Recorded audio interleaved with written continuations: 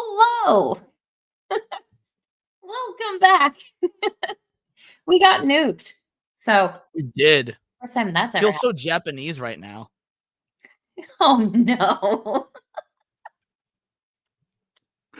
No, it's the first time that's happened before. So, yeah, we're back. He's got hot. Was I exposing too much? Was my robe too open? Is that what happened? Maybe it's because we talked about the nipple a little too much. Actually, we did spend an inordinate amount of time on the nipple.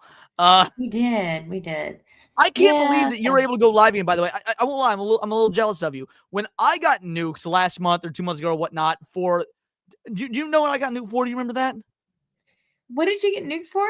So I was doing a live stream, and there was a video called "Could You Survive Against a T-Rex?" And it was this dude using testing out what guns would best take out a T-Rex, and it was using it was an informational video. It was on YouTube, mind you. It was him testing out different firearms on like a plaster cast. What's it called when they do like the realistic physics?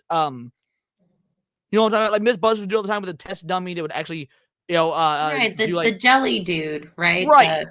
The realistic. So they had one ballistics. Yeah, thank you. So a ballistics test gel type thing. They had done a mold of a ballistics test, T-Rex skull, and he was showing what firearms you would need if you were going to survive a fucking T-Rex. And we were like 10 minutes into the video, nuked my entire fucking stream. I immediately appealed it. Less than 5 minutes goes by, and he was like, "You're right. That was totally within content policies. Our bad. We'll put the stream back up, but you're still not allowed to go live for 24 hours because you broke our rules." It's like, you just admitted I didn't break the rules. You even put the stream went down. It was back up within 5 minutes, and they still did not let me stream for 24 hours. That's so at least ridiculous. You can stream. I don't know what that was. I'm dying. Hello. Long time no see. You know what, Fondyne, while you're here, I was going through my camera reel and I found this clip that I clipped out 2 years ago. And hold on, let me move it over to a place I can share it. That's okay. I'm pulling the stream back up on all my alts. That way you get the views.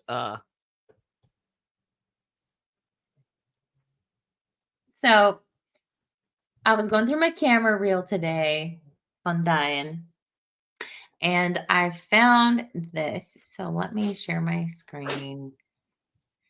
Entire screen. Yeah, that's safe. And audio. I found this little gem of Jeff, and this was from early on in 2023, and I clipped it out because at the time I was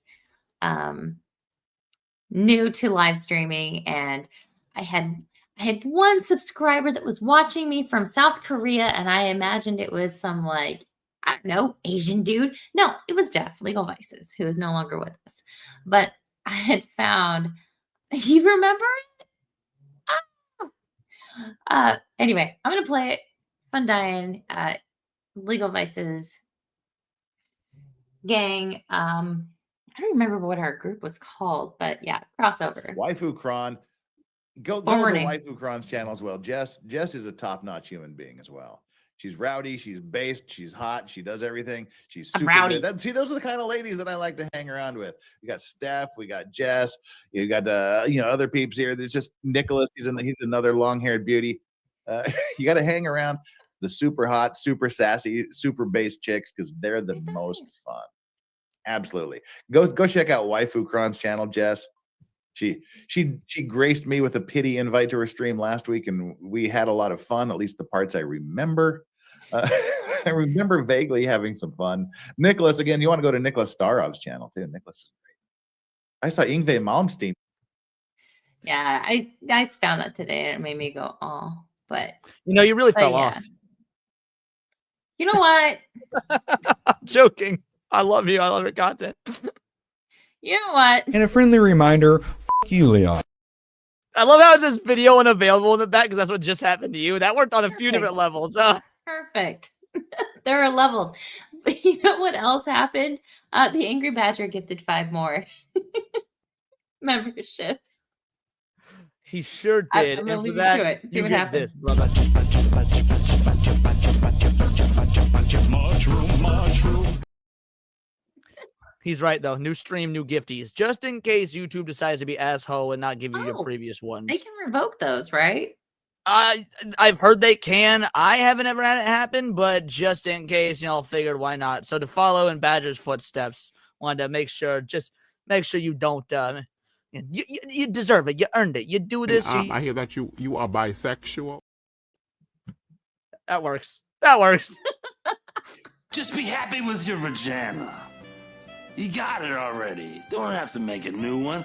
And if you got a penis, just keep on it. Don't cut it off. Don't cut it off. Welcome everybody that's come back in. Yeah, we did get nuked. Third party sharing and all the things. It was so freaking hard to find this movie to watch it. I kind of felt it would be safe. For instance, Secret of Roninish. We watched the entire movie on YouTube. Nothing, not a peep. This seemed like it was going to be another one of those that was so far buried that, like, who cares? Well, apparently somebody cared. By the way, I brought you and Secret of Roninish up on one of my recent videos. I don't know if you saw it or not, but thank you. You allowed to add content to one of my videos. So Keebler also heard him call you waifu cron. Waifu, can I remind you of rackets and how I found you? No, sir. No, you may not. You may freaking not, because while I was going through my camera roll and I did find that lovely little tribute from Jeff, Legal Vices, I did also see one from Rackets, and there was a super chat from Surly Durley. So no, sir, I am far too familiar with the origin story, and no. It's got hot for two. Don't cut it off. Keep on it. don't cut it off. Say the mail. You got like halfway through. They should have let you keep doing Right? it. Right?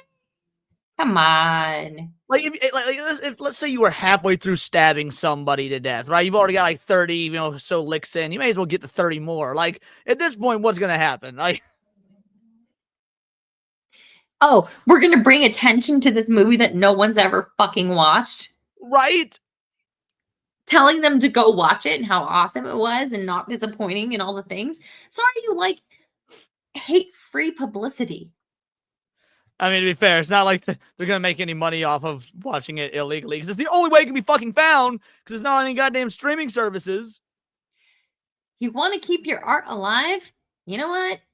I was willing to pay Yes, for it, please. by the way. It wasn't even just a matter of like, oh, it's not on any of the free streaming services. If it was like a $2.99 rental or whatnot, I was fully like, yeah, I could spend $3 to watch this so I can talk about it on stream later. But no, there wasn't even like a Absolutely. rental option on, dude, Amazon. You go to Amazon and it said movie not currently available.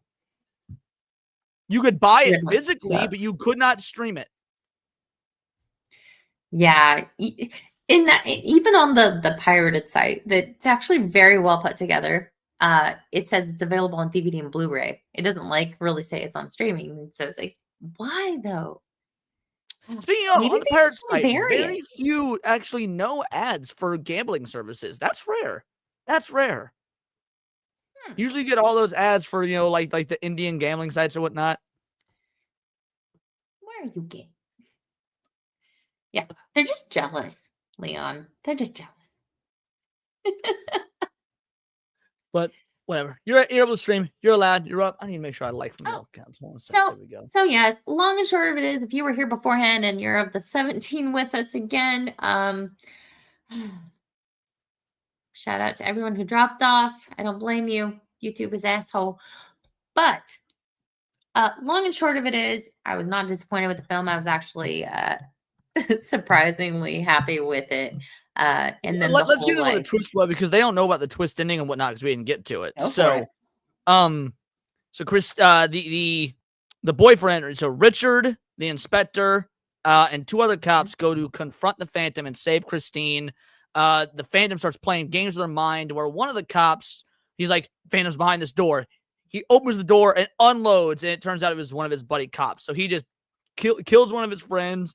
I don't remember how he gets dispatched. Does he end up dying? The cop? The The- not the inspector's right-hand man, the one that had the unfortunate haircut.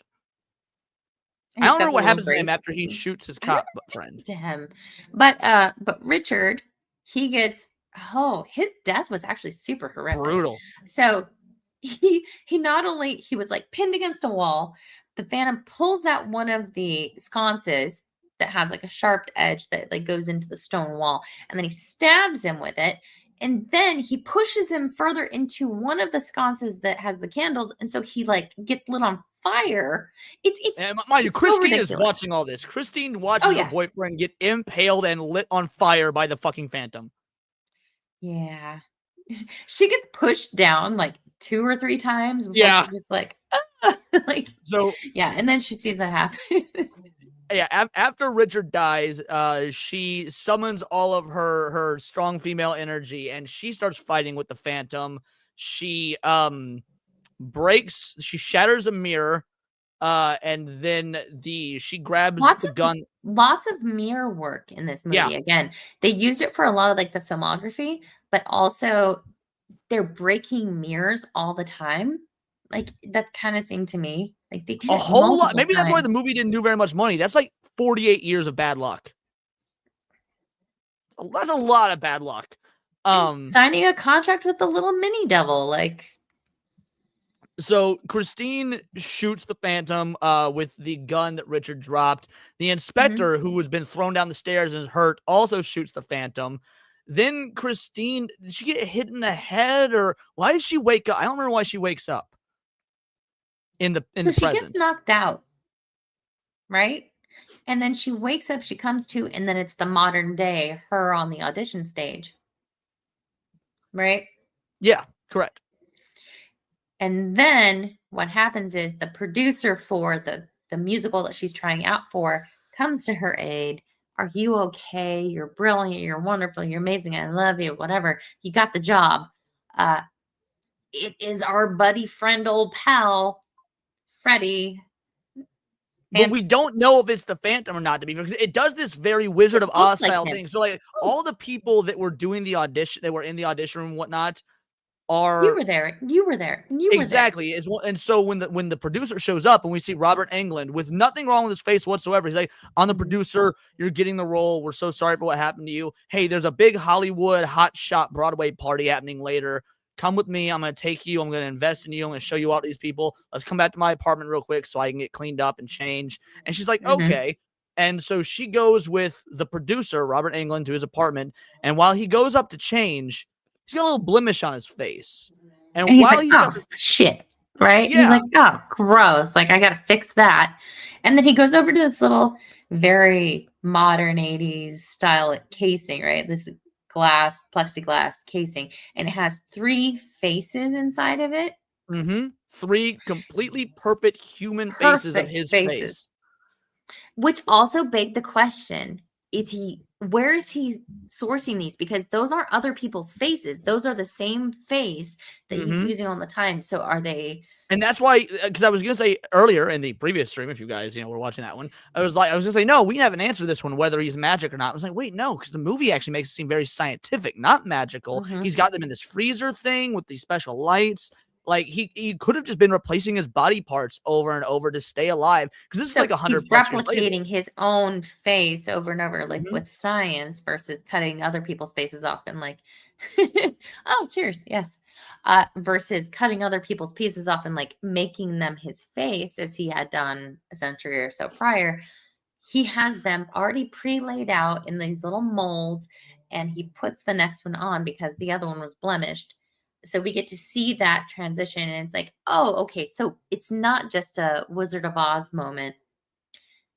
Yeah, it's not just a Wizard of Oz moment where we're like questioning as an audience member, going, oh, is it and just because Christine she is saw- questioning as well, because she doesn't Yeah. realize while he's doing this, though, She's like, I was knocked out. That was a dream.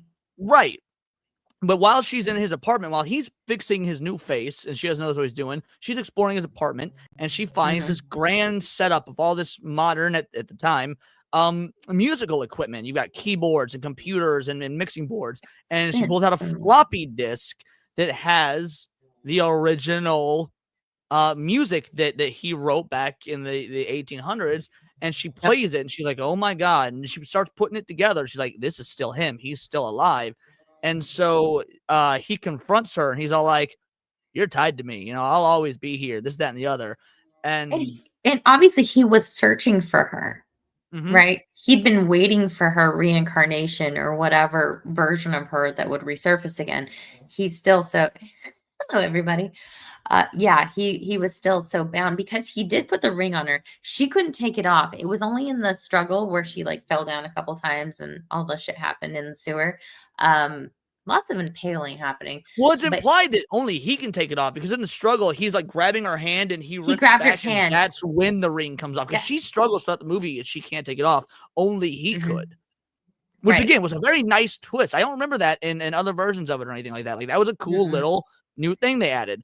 And so he's all like, you're gonna make a choice. You're gonna choose the music. You're gonna choose love with me. And she goes in to kiss him. And in my mind, I'm thinking like, shit, is she gonna accept this? Is she just gonna be like, I'm I yours? wonder too. I know the story. I know how much she like hates him, but she's like bound to him and like feels like all the things. So I really didn't actually know what was gonna happen. And Same. then She full on just rips his fucking face off. She's just like, as she goes in for the kiss, then she's reached, and like you get full 80s horror movie magic, dude. Rips his fucking face off. Like, oh, dude. Nick Cage would have been proud. And he's like screaming, and he's like, yo, I've been waiting for you for years. You know, we'll always be together, this, that, and the other. As she runs away with the printout of the music in hand and the floppy disk, and she rips it up, and you hear him screaming as she's ripping up the music, which is supposed to like imply she shoots him. This is how you be. Oh, right, she shoots him. I forgot. She shoots him. I don't know where she had that gun this time. I don't remember where she got the gun, but she shoots him. And it's like, in my mind, this is a person, being, entity, or whatever that has survived a century and a half, made a deal with the devil. Obviously, he's no longer human. You're going to shoot him with the gun and expect him to be dead? Like, and she disposes of his music in the sewer, and that's where the movie ends. And however, no, that's not where the movie ends. So we get one more after she disposes it in the sewer. She's walking and she sees Violin Guy, which again was a cut from what you saw in the past. Violin Guy is shrouded in shadow, and he's playing the Phantom's he's got a hat. song. He has got a a coat. hat.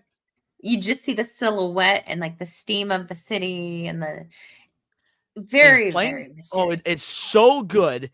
Now it turns out there was a sequel script written for this. It never got made, and I'm gonna be real. The sequel, as much as I did enjoy this movie, I think the sequel sounded awesome. So, Moxie permitting, we will play the quick 3-minute interview with Robert Englund about what the sequel would have been. We will, but not before we acknowledge Keebler for 20. I have not ever shown support for you, and now it's time. Sorry for the delay. Also, I have not started archiving yet, and Leanne wants me to archive as well. Then the offer is out to him as well. Keebler, you are a I don't know gem. what archiving means, so I don't know what he means by archiving. Keebler is off grid. He's like, F the government, F everybody, but he Base, has been good.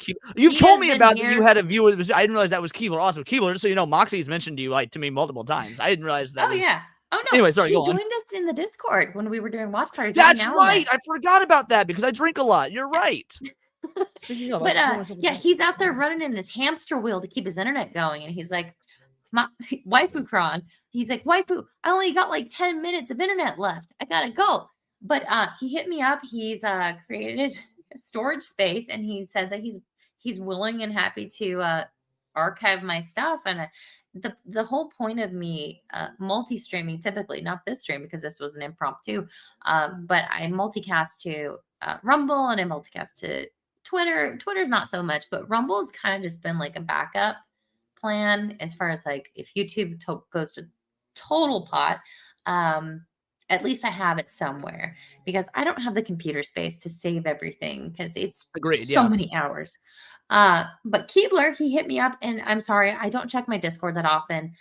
It's not that I'm ignoring you. I just don't check my Discord, but I know you hit me up about it, and I need to get back to you about archiving things because, you never know what's going to happen. The world is a wacky place, and I appreciate your support. You didn't have to do this, but thank you so much. And I don't know if I have a clip for you or not.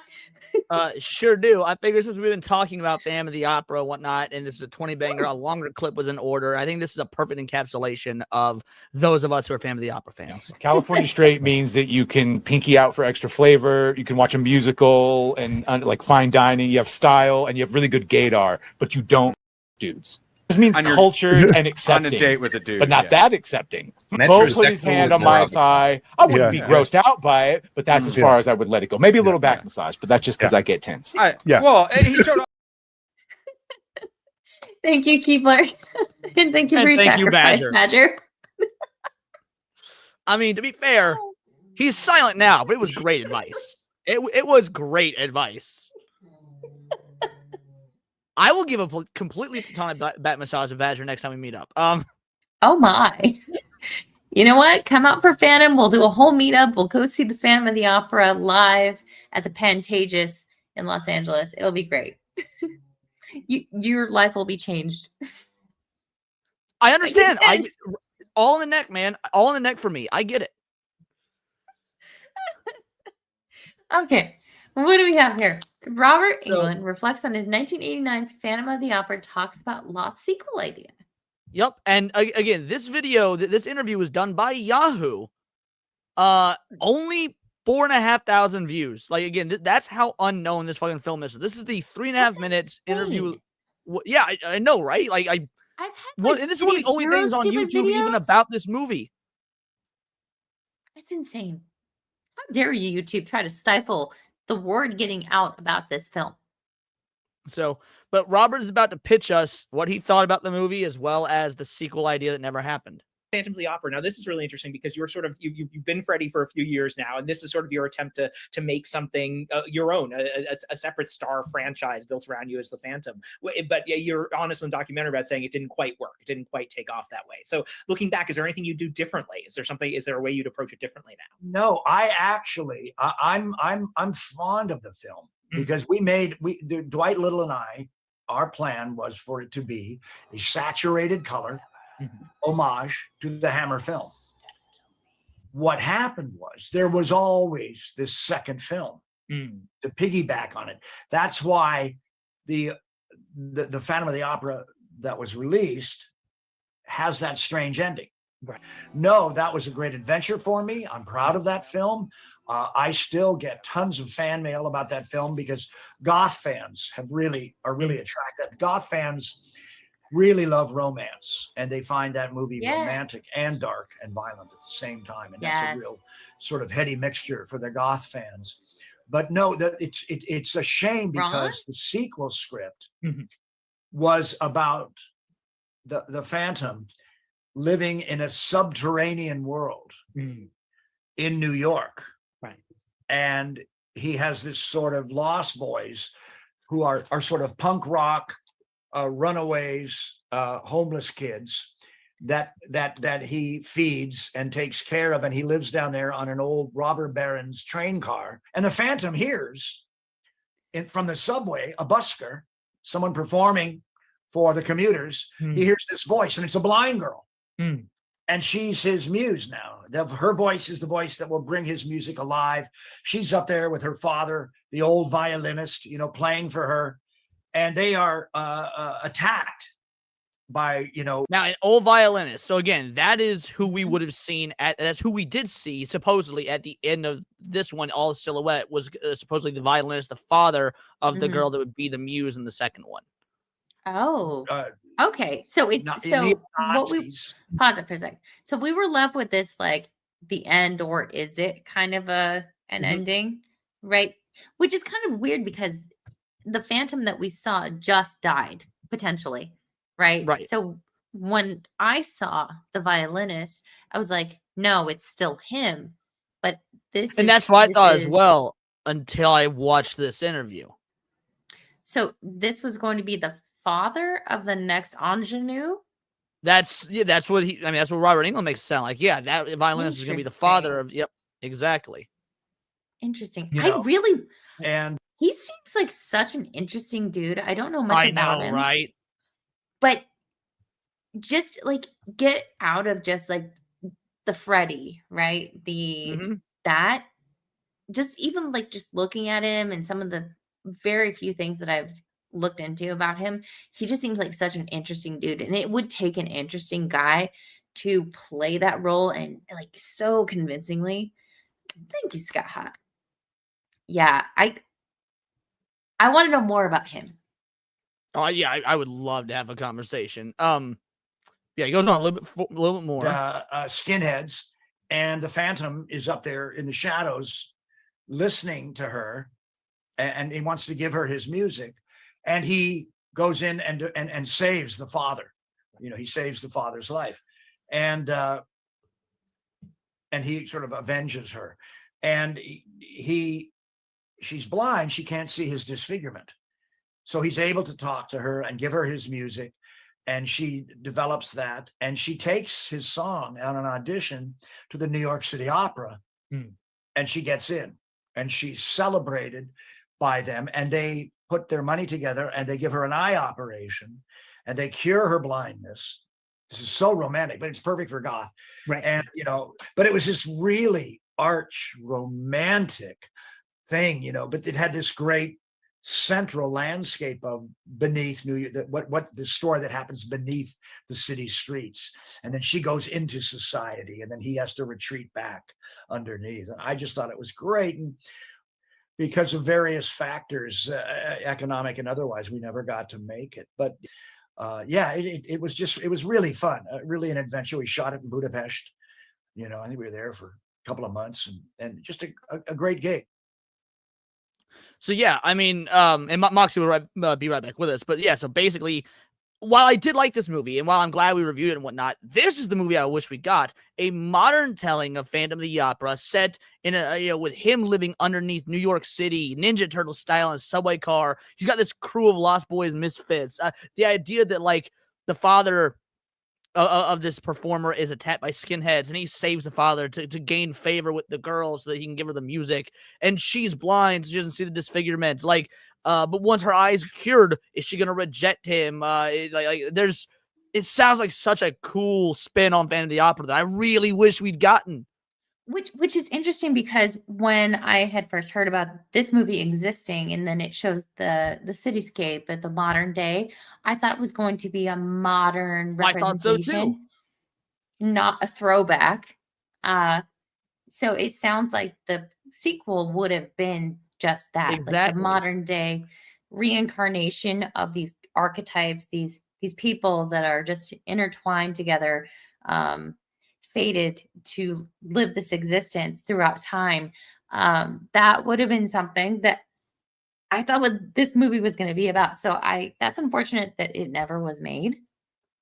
Well, But the idea of the Phantom having this sort of like found family of punk rock kids underneath the New York City streets, that's such a cool idea to me. Because I know it deviates from the source material, but again, this is just, it's a sequel. It would have been its own thing, and I don't know. I wish we got this. It's such a, but that's all we'll ever know about it. It's what Robert said there in that 3.5 little minutes. insane. And it's one of those things too, because it's not like a Star Wars type of thing or like whatever. It's its own, it becomes its own creation, and it's not creating canon. It's just these types of franchises or IPs or whatever. To me, it doesn't bastardize the original.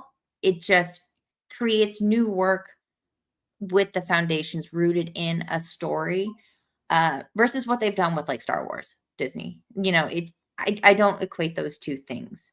I don't think it would be it's more- disrespectful to the source material for them to do a modern retelling. I think it would just be an imaginative, inspired by story.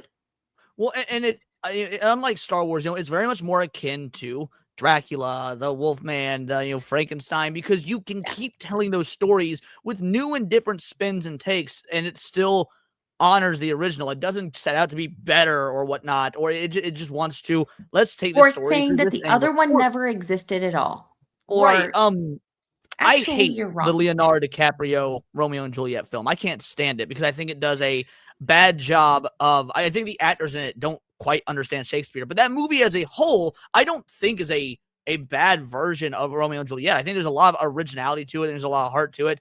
I just think that Leo at the time was a bad actor and he didn't get the tone right. But you know, but again, it's not disrespectful to Shakespeare. It took me a little time to come around to that telling of it because as a purist in some things that I hold dear to you, I do not bite my thumb, but I do bite my thumb too. I do bite my thumb. But do you bite your thumb at us? But I do bite not bite my thumb at you, sir. Yeah, Mercutio. And yeah, so it took me. Mercutio was the best part of the Leonardo DiCaprio version, by the way. Now, maybe I'm biased because Mercutio is my favorite character in any version of Romeo and Juliet, but he is the best part of that one. It takes me some time sometimes to come around to new tellings or new tellings of stories, reimaginings of sorts, like reimagine. That's a better word. They don't always resonate for me. Hamilton, what? Okay. I love Hamilton. I'm not like in the. I have not seen the new Broadway version of it. From what I've heard about it, I don't think it's up my alley. My dad saw it. Yeah, the personalized guns as swords. It was very clever what they did with. They put the names on the firearms, right? I grew to appreciate it more later on, but initially I was like hissing at it. I do appreciate it. I just don't like it. Like I'm not opposed by them doing these. Like, for example, I think The Lion King is a brilliant adaptation of Hamlet. You know, like, so that's a wildly different. You've got a cartoon version with talking fucking animals, but at the end of the day, it is still Hamlet. And so, yeah, no, but like when it comes to, Phantom of the Opera, or I mean, here we've got 3 different versions of Frankenstein coming out this year. I like seeing stuff like that. I want to see these. We have 3 different versions of Frankenstein coming out this year. Yeah, we've got Guillermo del Toro doing one, and a couple others. I don't remember all of them on top of my head. But all 3 of them sound good. One of them has Sebastian Stan, the Winter Soldier, and it's going to be a Frankenstein movie that takes place during some sort of like Ukrainian invasion or something. And it sounds so batshit crazy. It doesn't sound like, because that sounds bad. It sounds like modern politics and whatnot. But no, it's like in the 80s, if I recall, and there's like some sort of like Ukrainian war or whatnot. I wish I remembered the. Let me see if I can just find the synopsis. One sec. Sebastian. Hey, Mars Monkey Max. Long time no see, bud. How you doing? Leroy Gum. The Lion King was better than Hamlet. Hamlet never. Not Ukrainian. They're Romanian. Not Ukrainian. Romanian. Romanian.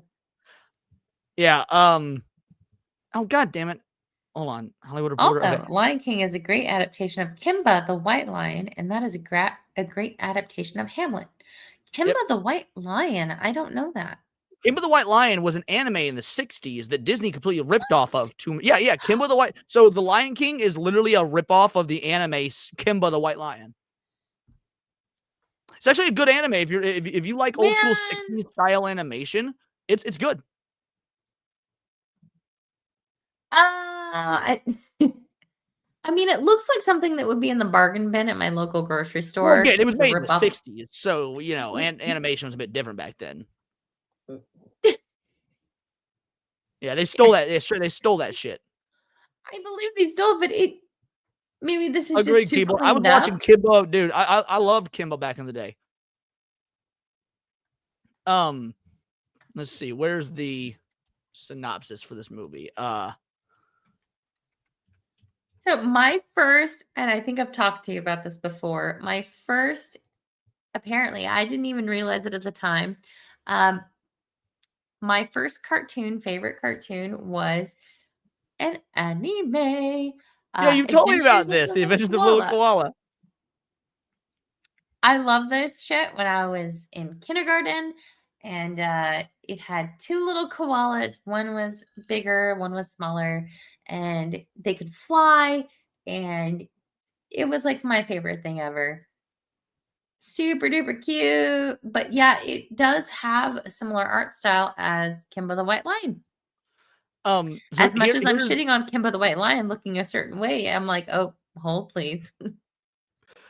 So here's the synopsis for it's called Frankenstein in Romania. You'll see Sebastian Stan play both Victor Frankenstein and his creation, blending the classic gothic horror story with the real-life existence of a secret CIA prison in Romania. The project, directed by Romanian Artur Radu Jude, is a modern reimagining of Mary Shelley's novel that incorporates historical and political commentary through its unique combination of myth and history.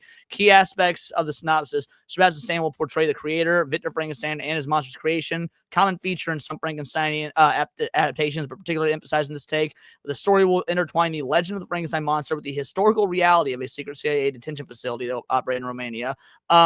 Stan, who was born in Romania, shares a personal connection with the country, which makes the collaboration with director Jude particularly meaningful. And the film is expected to be a unique and original adaptation of Mary Shelley's work, merging the classic elements of gothic horror with contemporary political realities. So I'm interested in this. I don't know if it'll be good, but I'm very interested. It's like, what are you going to do with Frankenstein and that has to do with a CIA base in Romania? This sounds wild. I want to see it.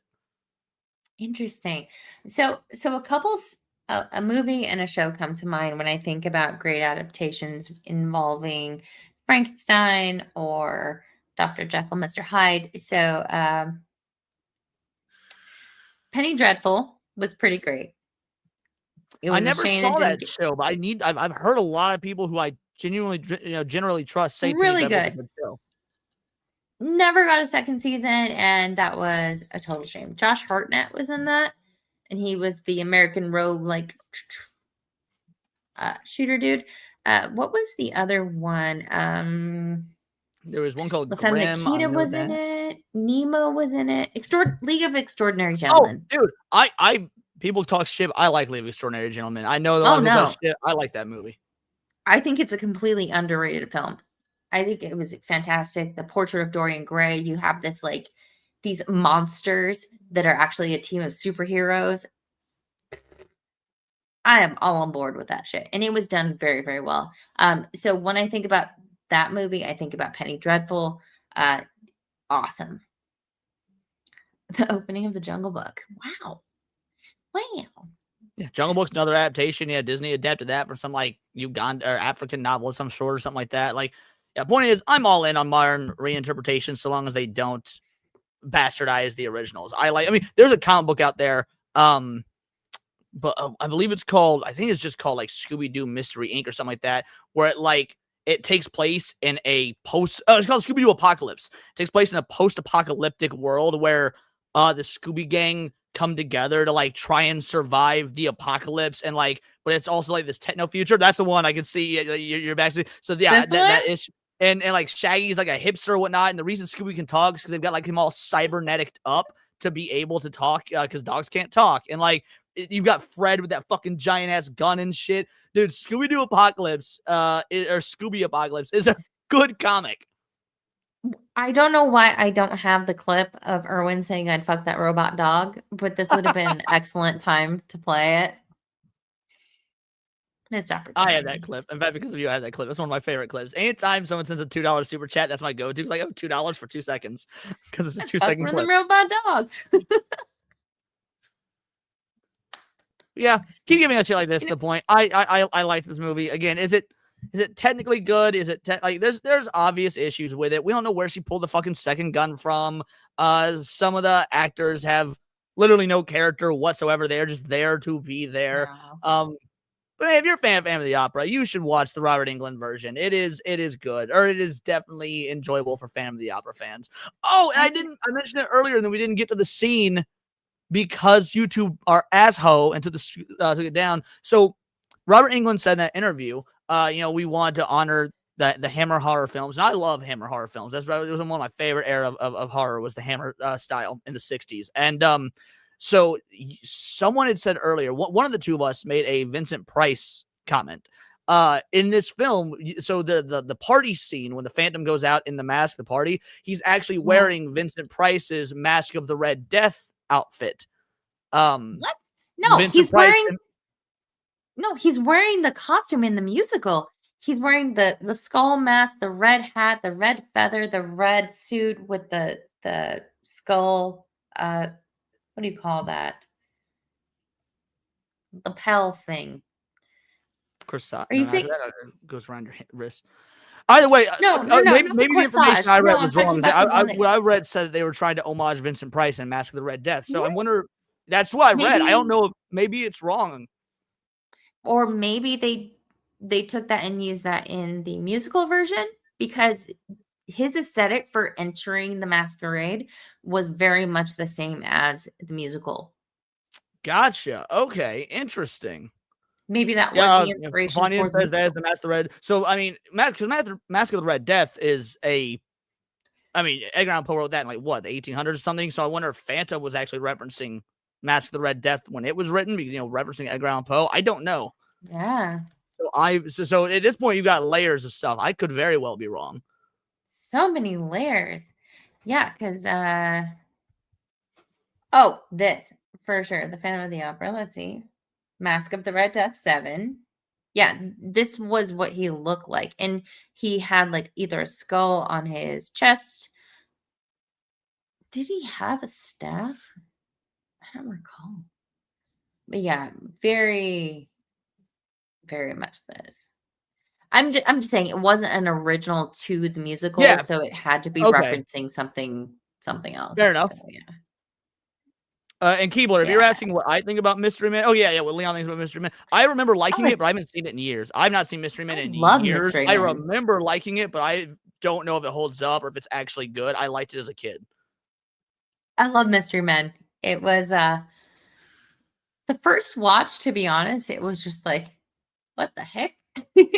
But then it's like you've got Greg Kinnear in it, and he just gets vaporized.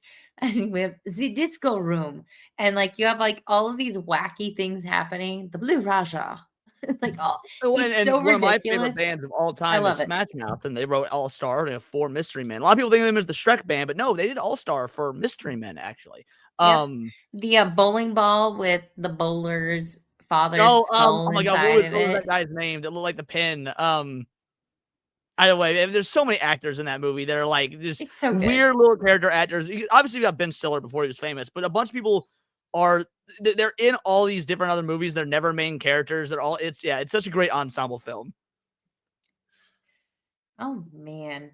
I would need to rewatch it because I haven't seen it in years, and then I don't know if it holds up. I haven't thought about Mystery Men in I ages. want to believe it holds up. Isn't one of the dude's powers he's invisible, but only when other people aren't looking at him? Like, wasn't that, if I remember right, isn't that his power? Yes.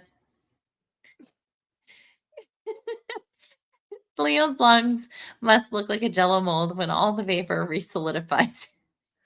I don't inhale, mind you. Like, I'm not trying to say vaping is good for me or healthy. I will never make that argument. But unlike most smokers in general, I don't inhale. I just have an oral fixation. I like playing with the smoke. I don't either. I kind of just like hold it in a bowl in my tongue, and then that's it. Yeah, that's what I do. I just suck in on this, then blow it. And I never actually breathe in once the smoke is in there. Again, I'm sure there's residual stuff, and it's not like it's good for me. But yeah, I don't inhale. No, we're not going to pretend that it's good for us ever. We're not stupid. But hold, please. Stop sharing. That's what I want to do. No, so StreamYard, their logos at the bottom, if you hover over them, they don't tell you what they do. They just presume you know what the icon means. And I was about to hit a button that could have either ended everything or stopped the screen. I figured it out. Yay me. Yeah, we are way over what we thought we were going to be doing tonight. And I hope Brian got some good sleep. I know it's typically a late time slot for those East Coasters. But you don't sleep, and I'm on avocado time, so I was literally spend all night looking at stuff to make videos on and then playing video games. I have an idea what I'm making a video on, but I'm not entirely sure. Really? I'm thinking I want what are you I think I want to cover that protest in the UK that anti-immigration protest that everybody showed for. Have you seen the aerial drone footage of the protest?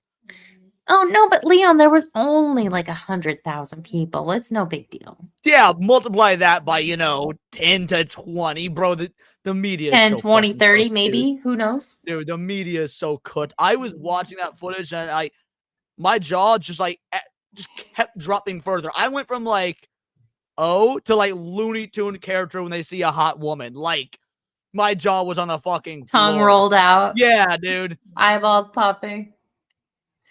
So yeah, I might cover that tomorrow. We'll see. I'm not sure, but also I've been pulling all nighters playing Persona 4, and that tonight will probably be another night of that. Yeah, there was an easy million. Easy.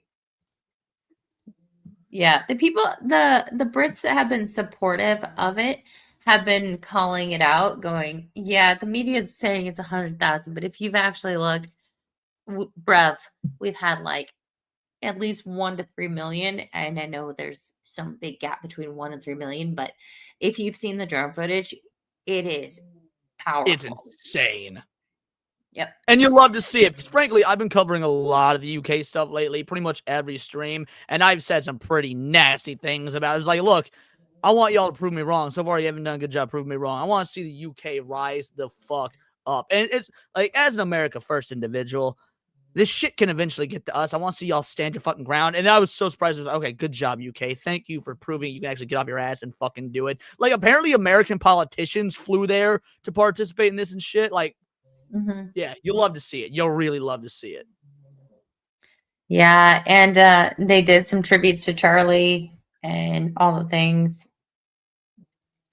It's hold on, let me find the thing. I can wait. I got time. Hold, please.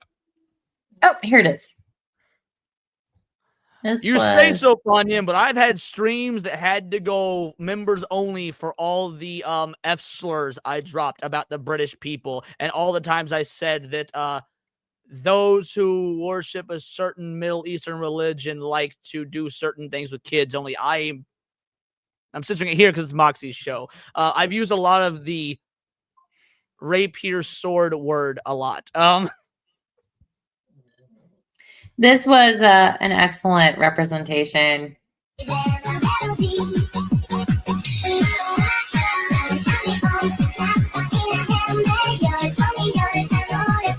A little sensitive to copyright right now.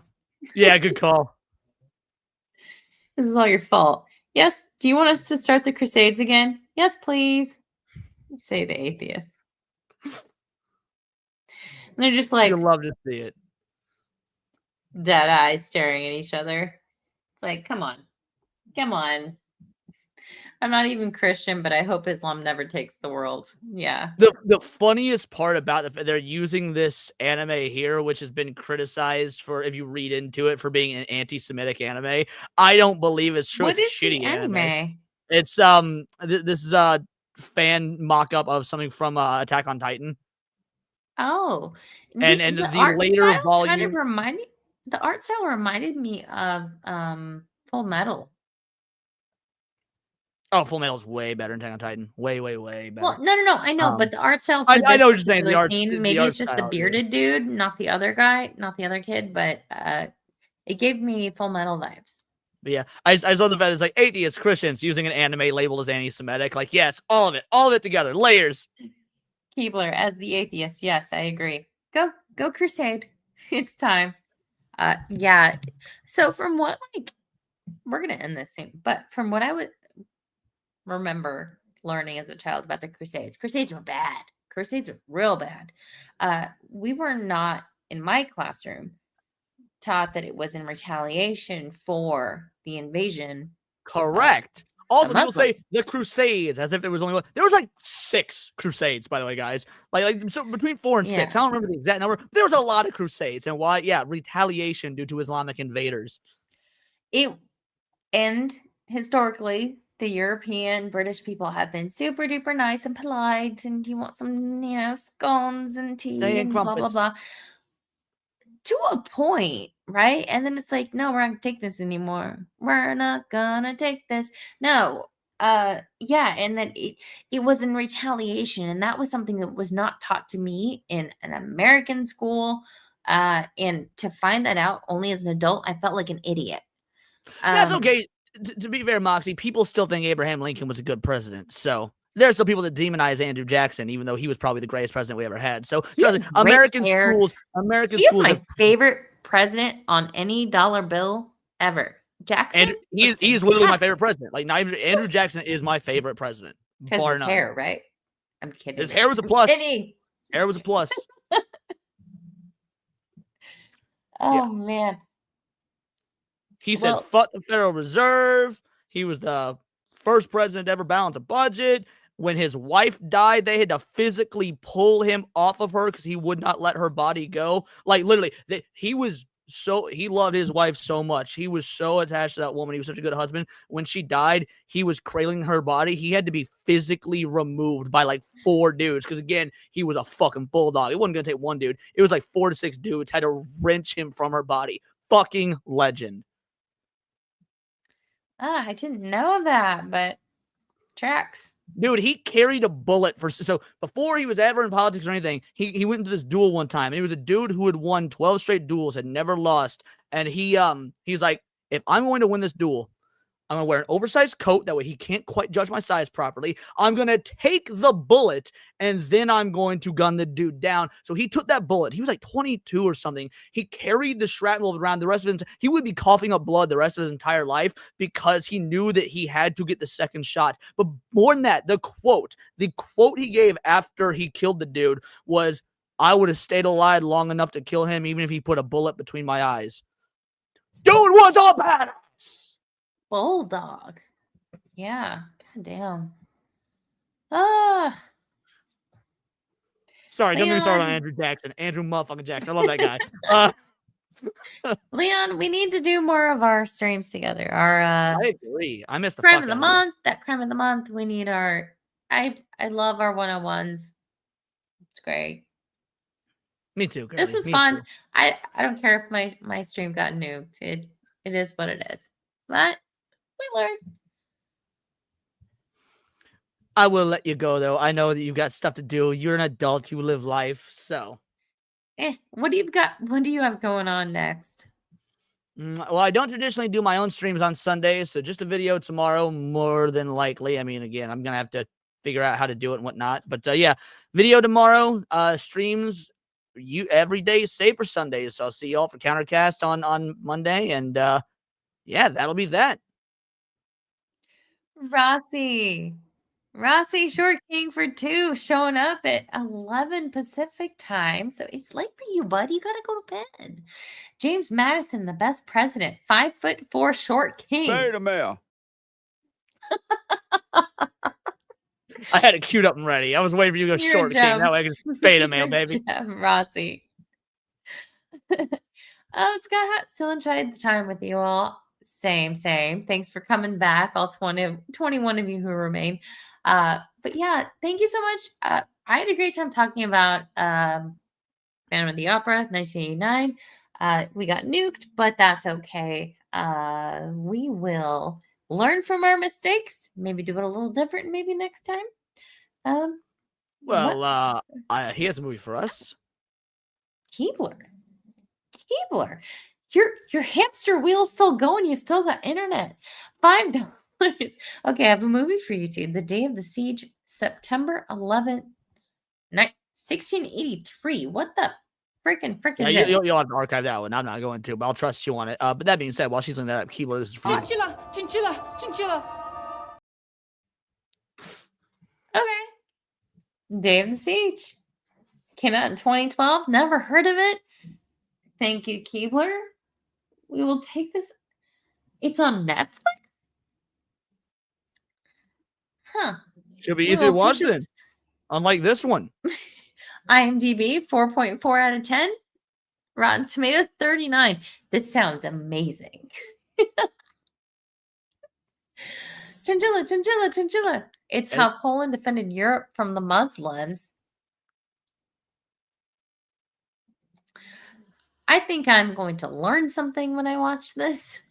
Our cuz, I haven't seen you since the Big Army. Though, we actually had Bill Jones first. Oh, Bill Jones. Look up that electrician's video on Cassius Marcellus Clay, most gangster politician ever.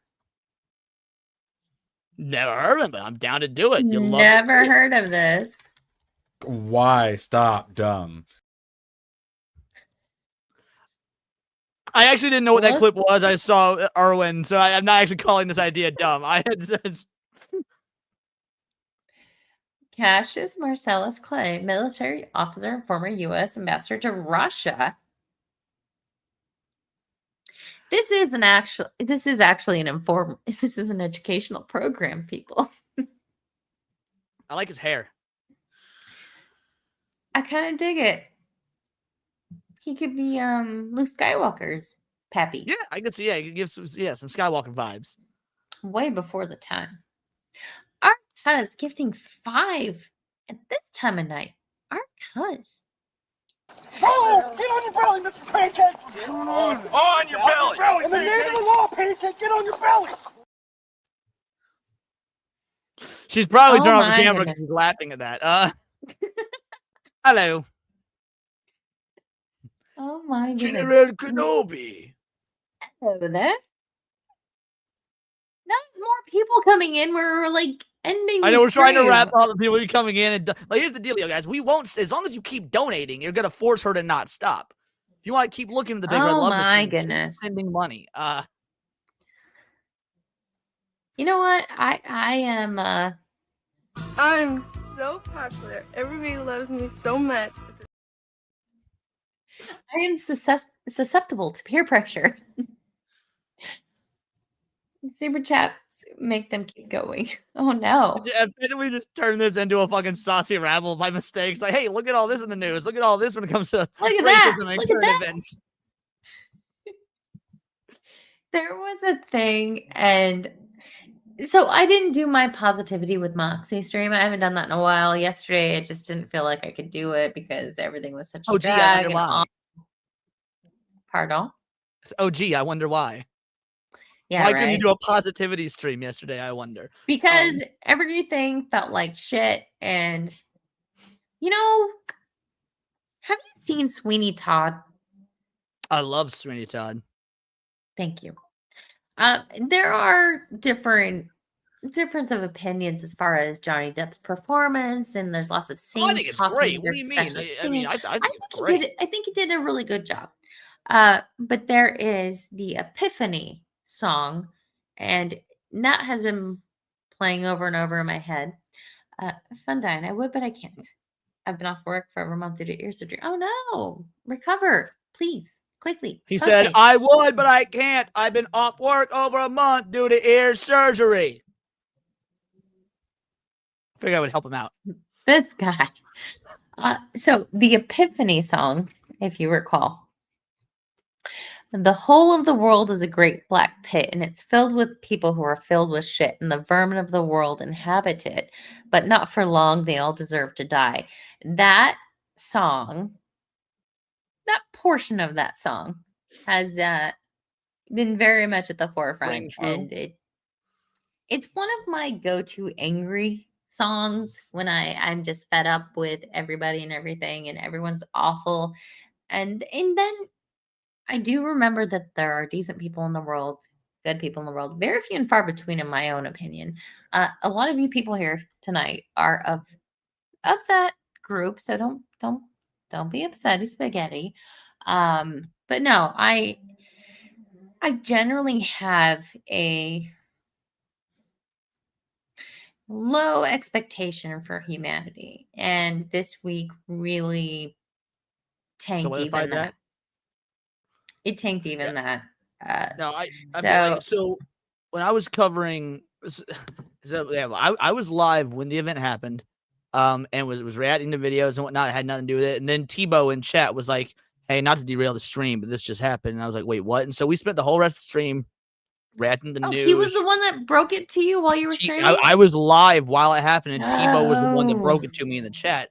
And so Thursday rolls around. I'm like, this is the only thing that can be covered. So I did everything. But I said at the end of my show on Thursday, I was like, hey, tomorrow, back to regularly scheduled programming, back to regular videos. Neon Leon's going to be normal because, we can't live in, negativity and whatnot. But I said that at the end of my Thursday show. But me and Tebow kept messaging all day Thursday and all day Friday to the point where halfway through Friday, I was like, yo, you want to just come on and we'll Neon Leon all about this? I said I wasn't going to cover it anymore, but because we've just been talking about it all day. He's like, yeah, I'd love to.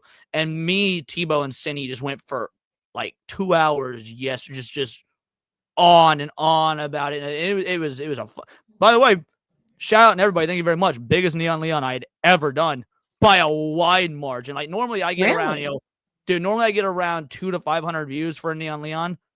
Almost 3,000 on this bitch. There was, dude. Wow. I had like almost 400 people in live. I was like, because people wanted to hear about this, and like, I'm not trying to say that's not braggadocious. Like, people didn't want to stop talking because I was like, I don't want to talk about this anymore because I don't want to spread negativity. But like, no, people they want to hear more. It's like, all right, you know what? It was worth it. Tebow was fucking great. I did get to tune in a bit last night. He sent me a message today. He goes, "Tell Cindy she has the patience of a saint." I was like, I thought it was funny. No. I will say that I really appreciate both you and Tebow and the way that you talk about stuff. But when you guys are together, I feel like you both force each other into this middle space, and then it just like, magnum. I was saying that's a good thing, right? You say we force each other, but that's a good thing, right? It's a good thing. No, it's a good thing. Like, you have your thing and he has his thing, but when your forces combine, it's total magnum energy, and you guys have this synergy that's just great. I really love the chemistry between you guys. I think so. I mean, it's probably the third or fourth time we streamed together, and I adore Tebow. I think he is one of the most underrated dudes. Like, I don't know whether quote in our sphere or on the periphery of it, points of someone that we've got mutual, mutual communication with. Like, Tebow is one of the dudes that was like, man, for anyone that watches me, for whatever reason you're not watching Tebow, you should, because he marries talking about gaming content, talking about political content so brilliantly. I never would have known about him and not for you. You're like, hey, it was one of your streams where you're like, hey, we're gonna raid into Tebow, and it's said and done. I was like, I don't know who the fuck that is. Dude, Tebow is fantastic. I adore that bitch. He has like a patience about the way he speaks. It's not like, oh, dude, just like spit it out. But he has a patience to the way that he speaks, and he does have the perspective of a parent. He has the perspective of a husband. He has growing up and living in the Seattle adjacent area, so he has a lot of depth to his perspective. He has a great radio voice. I've always said that about him. Like, wow, you just sound great. You're either it's your microphone or just your natural radio voice. You sound great. But I love the dynamic between some of the pairings that we have all made incidentally, or I don't know. It's there's been some really cool connections that have been made between these silly Star Trek streams.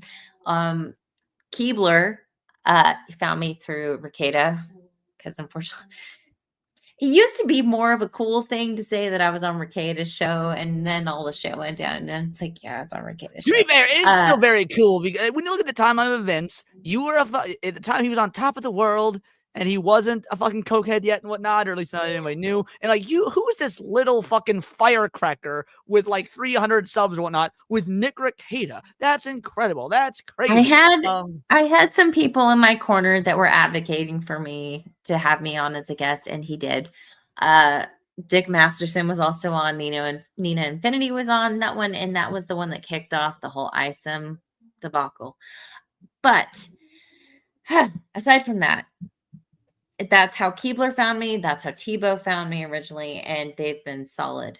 So I'm not going to regret those times. But the real ones show up, and Keebler, Tebow, and I love the connections that Tebow's gone on to make within our sphere. Yeah. I'm not going to go so far as son of a bitch. Nothing like I'm not going to go as far as to say things happen for a reason, but you know what? Good things have come out of seem to be very embarrassing things in the moment. I love how there's still people in chat being like, yeah, I also like Sleepy Hollow. Like, yeah, Sleepy Hollow was good. I like Sleepy Hollow a lot. Sleepy Hollow is fantastic. I love Sleepy Hollow. Tweener. Oh shit, we just got an egg roll raid. We're trying to wrap up now. We got an egg roll raid. Oh no. What up, Phil? How you doing, brother? Phil.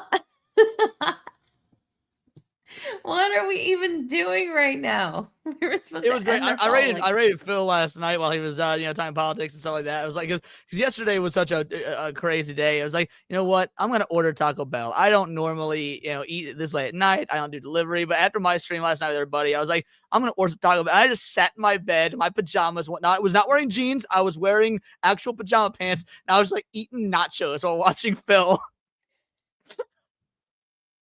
Welcome, Project Eggroll Raiders. I'm so glad I have this at my disposal to welcome you here tonight. Phil, get on back here. Come on, you come on back here. Out of coups for a 10 banger. You go. Okay. In times like this, stay strong, steadfast in your beliefs, and never surrender to the lunatics. R.I.P. Charlie Kirk, and may your work continue in others. Yeah, exactly. Be like him. Never forget to speak your mind, such as Gooch.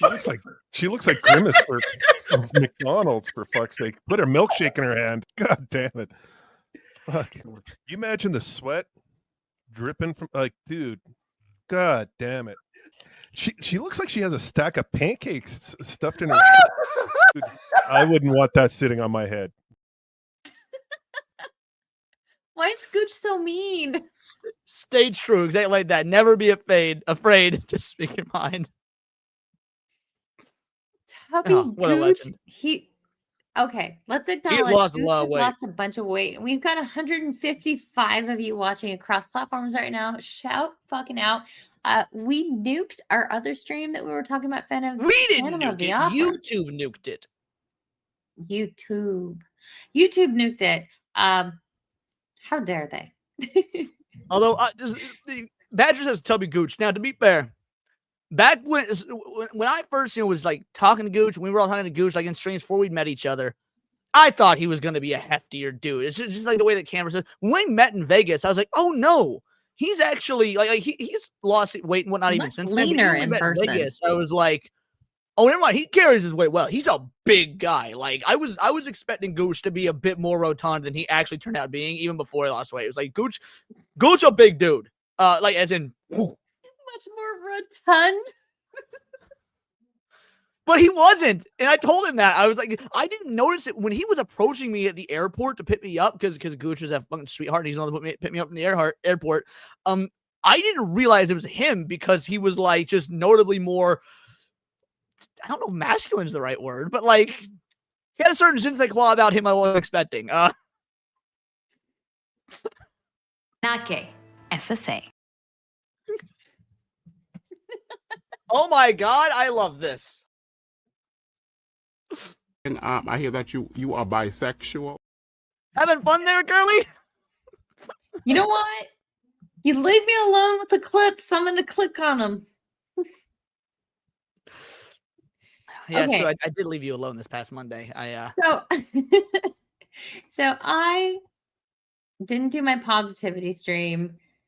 However, I think we all need a little positivity flavor.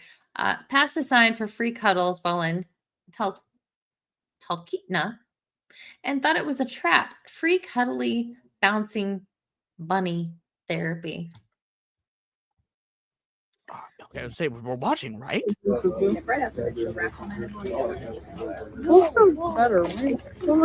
bunnies! You need to hold them where you can hold them like that. Free bunny burrito therapy. So, you know, have I ever told you I had a pet bunny? I don't remember. Back when me and my first wife were still together. This is years ago. This is probably a decade now at this point. We we had a pet bunny for years. His name was Leon. My ex-wife named him, not me. Named the bunny Leon, and we trained him to use the litter box. He was a sweetheart. He was amazing. We had him for years, and then he got sick, and well, this is a good story, mind you. I'm not saying this to be this is a positive story. So you're worrying me. No. So he got sick. He has passed away now. That's because it's been years. Bunnies don't live super long in general. But like at the time, so he got sick, and we took him to the vet because we didn't know what was wrong. And he was there for like 2 fucking months because he had some sort of crazy infection, and like the vet bill would have been insane. But when they finally nursed him back to health and whatnot, they're like, normally we wouldn't do this. Rabbits, they kind of come and go. We would just recommend putting them down.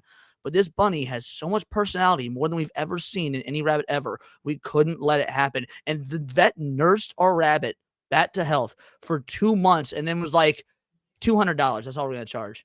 Because he was so amazing, because he had so much personality. Like, he had more personality than some of the golden retrievers that we treat. Like, I don't really know how to explain it, because it's the only bunny I've ever owned, so I didn't know what was and wasn't normal. He would come when you call him. He was litter box trained. We could take him on walks without a leash, and he would just stay with us. Like, he was just a fucking pet store rabbit. My ex-wife just wanted a rabbit, and I was trying to be a good husband. I was like, all right, we'll get her fucking rabbit.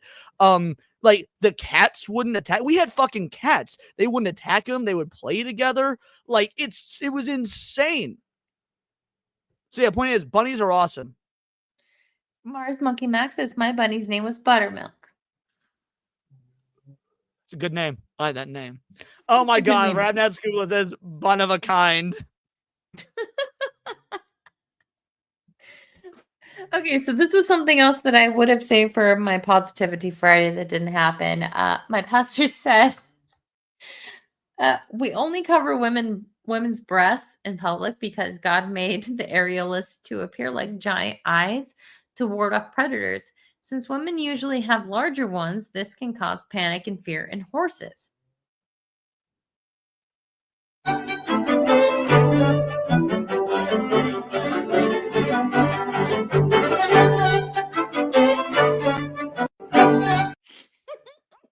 So titties to horses are like cucumbers to cats.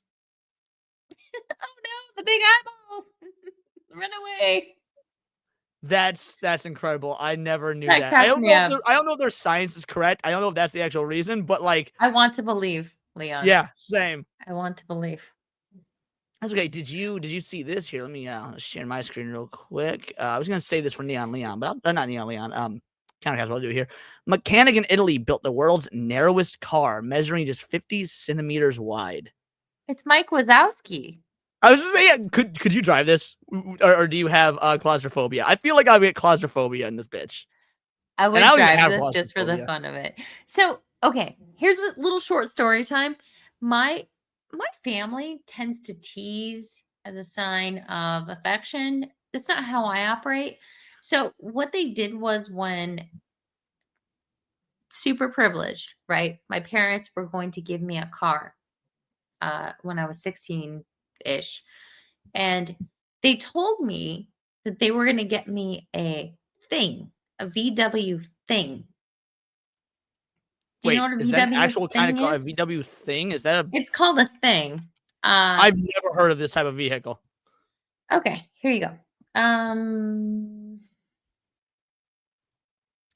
They're fucking rad. Okay. It looks like a dune buggy, a slug bug dune buggy. Convertible, like Humvee sedan is what these things are. It's a Volkswagen thing. Yeah, they were butt ugly vehicles. I understand that. However, I was told for so long that my first car was going to be a VW thing, and that was super embarrassing for a kid in high school in 2001. But you know what happened? They got discontinued? it. No, I rationalized it. And I was like, you know what? I'm going to turn this weird fucking thing into a cool ass. No one else has it. This is going to be mine. I embraced it. This was going to be my fucking car. I hyped myself up so much. You know what happened? You wrecked it on the second day you owned it, like I did with my fucking Jeep? No, they were fucking lying to me. They were trying to set me up to be disappointed because they thought this was the ugliest goddamn thing on the planet. And we're going to get you a thing because it's the ugliest goddamn thing on the planet. To be fair, I can see you rocking a thing. Like you've shown the pictures of 16-year-old, you were 18, however young you were. Like, I think you could make that work. I would have rocked this. Okay. I wasn't unpopular. I wasn't popular. I could migrate between the social, whatever. I would have rocked this. I convinced myself I would have rocked this. Do you know what happened? My first fucking car was a 1989 Toyota Camry 4-door sedan that was previously owned by an 84-year-old fucking woman. And they were like, surprise! Aren't you so happy? I'm like, where's my goddamn VW thing? Like, because this is At more that point, you're not embarrassing. even being ungrateful. They set you up for it. They set me up for it. They thought it was going to be. They thought they set me up for like the worst thing possible. No, they set me up for being unique and weird because I am unique and weird. And then they gave me a granny goddamn Strange car. and unusual. I would have rocked this. I was so mad. And they were like disappointed that I wasn't like super excited about this 1989 Toyota Camry. Keys handed to me by this old lady with like this white-haired beehive. You know what? Don't lie to your kids. Santa isn't real. All right. I'm a VW thing. I wish they got me a VW thing. You know what? Deutschland? Yeah. Come on. Be cool. No, they sucked. So disappointed. My second date ever with what would go on to be my first wife. I had a 94 Chevy Beretta. That was my first car. By the way, I love that fucking car, bro. 94. By the way, parents out there, if you got kids that are about to learn to drive, get them a fucking standard. Teach them bitches to drive a stick shift. Don't get them started with that fucking easy automatic. Get them a stick shift. So I got a 94 Chevy Beretta. This is my first car. But we got it used for $200 because America used to be awesome. The thing was, there was no passenger side handle. So me trying to be a gentleman. What? Keebler says, honestly, the VW thing is actually a boat. Yes, give me an amphibious car. Okay, that would have been cool. No, you gave me a goddamn Toyota Camry and expected me to be happy about it after they psyched me up over the VW fucking thing for like a year. So I loved this car to be fair, like because I didn't think my parents were going to get me a car. I thought they were because like I had just gotten my first job and whatnot. It was within walking distance because so I was able to walk to work the whole nine. So I didn't even expect to be given a car. And again, it's like, oh, the only thing that's wrong with it is that the dashboard's a little busted up and there's no passenger side handle. That's fine. So it's the second date ever with a woman that would go on to be my first wife. And I was like, okay, I'm picking her up. I don't want to just like open. What are you laughing at? I'm still here. I'm just laughing. So I was like, I don't want to be a douche and just like while I'm in the driver's seat, lean over and open the door for her. I want to get out and open the door like a good boyfriend would. So I put the car in I put the car. I don't put it in park because it was the same. But I turned it off. I got out of my the driver's side, not knowing that I had my door locked afterwards. Like I guess I hit the lock switch or a lot. So as I was getting out to go, I leaned over the seat, hit the open button, but told her, don't get in the car. I'm coming to open for you. So I got out, walked around the car to attempt to open it for her. My door had shut and was locked. My door had shut and was locked, and I didn't pull the door handle on her side hard enough to open it. So we're just locked out of my car on our second date, and we had to sit outside my car for like 2 hours. And she married you anyway. Yeah, she did. Not that marriage lasted, but she did end up marrying me anyway. That's true. But yeah, second date was us just sitting on my car for a couple of hours after we were locked out. Didn't get to go to the movie or the restaurant or whatever we had planned on doing. You got to have quality time on the hood of your car. That is true.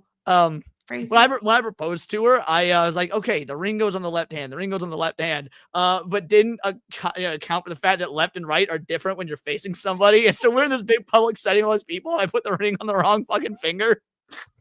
The wrong hand. Not the wrong finger, the wrong hand because I mixed up left and right. Did she correct you at that point? Be like, no. Not until everybody started laughing. How old were you? Man, it's right out of high school, 18, 19, something like that. Oh. You can't be blamed for that. You didn't know.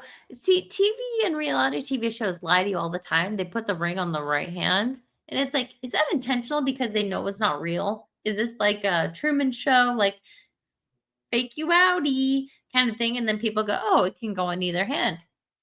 I don't blame your young brain at the time.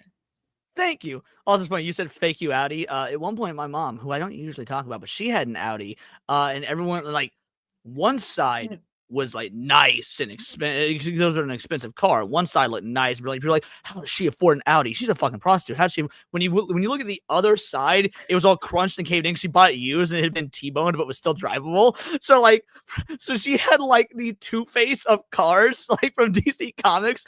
One half looked brilliant if you were looking at it from the profile, but you go to the other side, it's all crunched and caved in. But she would drive it around because she really wanted that Audi. She wanted the status symbol of having an Audi. I have a friend. She's about your age. But 20 some years ago, she was a 13-year-old, and her best friend was named Audi, Audi. All right, go on. I always wondered about like the thought process between like of the parents naming their child Audi. Anyway. Well, maybe they're from the Middle East and didn't believe in the letter S. No, they're white conservatives and okay, yeah, then I got nothing. That doesn't sound like a very biblical name. it still doesn't make sense to me. But god damn, we still have over 100 people, but we're gonna pull this train back into the station. Do you know of anyone else streaming right now that we can like cuckoo-choo? I can check real quick. Let me see. Usually the only one streaming this light's Phil, and he's the one that rated us. So let me see. Right? That's MOXIEDAME. Oh, you know what? Circle of Jerks is still live. They were stream sniping us. Are they? Circle of Jerks is still live. I might join them when this is said and done. We'll see. It depends on how much longer they plan on going. Mad lad. Abomination AJ's channel. Yeah, Circle of Jerks. Oh, A-Bomb was hosting tonight. He was, yes. 19 people watching. Guys, don't go anywhere. Don't go. Here's the deal. Before I'm going to pitch this real quick. Don't go anywhere. So AJ is black, so he needs all the help he can get. There's only 19 people watching right now because normally Circle of Jerks is on Zax's channel. Look, he doesn't have near the viewership he should have, again, because he's black. I mean, black is gross. But wouldn't it be amazing? Wouldn't it be incredible if we gave him his reparations? What if he sees a raid and it gives him like 100 people to his stream? Would that not be the greatest? Consider it reparations. For all you white people watching, consider it reparations. Stick around when the show is over. Let it raid into AJ's channel, and let's give him your white people reparations. And in the interim, goodness. UAF Omega for a 2-banger. Without Leon, the Circle of Jerks is incomplete. I will join the show afterwards, whether that be a threat or a promise, I don't know. But if you guys stick around and actually raid into AJ, I'll join the show afterwards. And this is for UAF Omega. More lame and gay, more lesbos, more.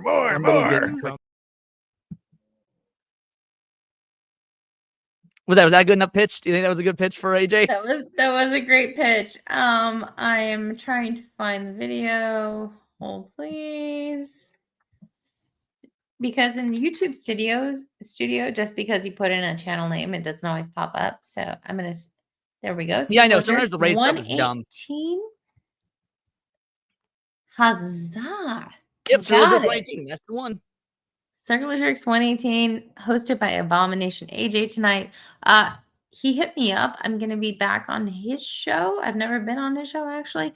One of these Tuesdays. He has a great show. He doesn't like talking about modern day negative stuff because he wants to foster a positive environment. So I bet you have a good time with him. He's been a guest on my show. So we'll see how it goes. But until then, Leon, you've got almost daily streams coming up, right? Daily streams. Guys, I'll make it really easy for you. First of all, if you're a member, my schedule's posted in the Discord. If you're not, go to my X account. It's the pinned comment is my stream schedule. So like there's just a schedule out there, easy for everyone to see. Awesome. Oh, and we got over 8,000 subscribers. Thank you guys so much. Awesome. I just hit some other milestone for myself. Let's see. 2.1. Oh my god. So we got like 10 subs in the last day, which is awesome. Yeah. So 2,184 subs. Thank you so much. And all of your contributions and gifties and super chats. I couldn't do this without you. You guys really make it possible, and I appreciate every one of you for tuning in and hanging out with further ridiculousness. Next up, I believe I will be doing Saucy Rabble on Monday. Will of the Fans is returning as a guest. So stay tuned for that and whatever else is to come. I want to do more of my Saucy Roulette game show. I was thinking about that earlier. That's fun. I mean, everyone talks about a lot of the stuff going on, and it's like I'm not super in the know about all the details, but I can take what you guys do and turn it into something else. And so that's what my game show is intended to be. So I'm gonna do some more of that, probably once a month. But yeah, looking forward to it. And we do need to do more of that crime of the month, because true crime, I'm like still consuming all the things all the time. We do need to talk about it. But for now, it's late. Good night, everybody. We'll catch you tomorrow night, Gucci Gang at 8:11 Pacific, 11:11 Eastern. And appreciate each and every one of you. We'll catch you on the next one. Stick around for the AJ raid and put Moxie raid in the comments. Yeah. Moxie raid. Sit tight. Hang on for the raid. Stay Gucci. Deuces. Deuces.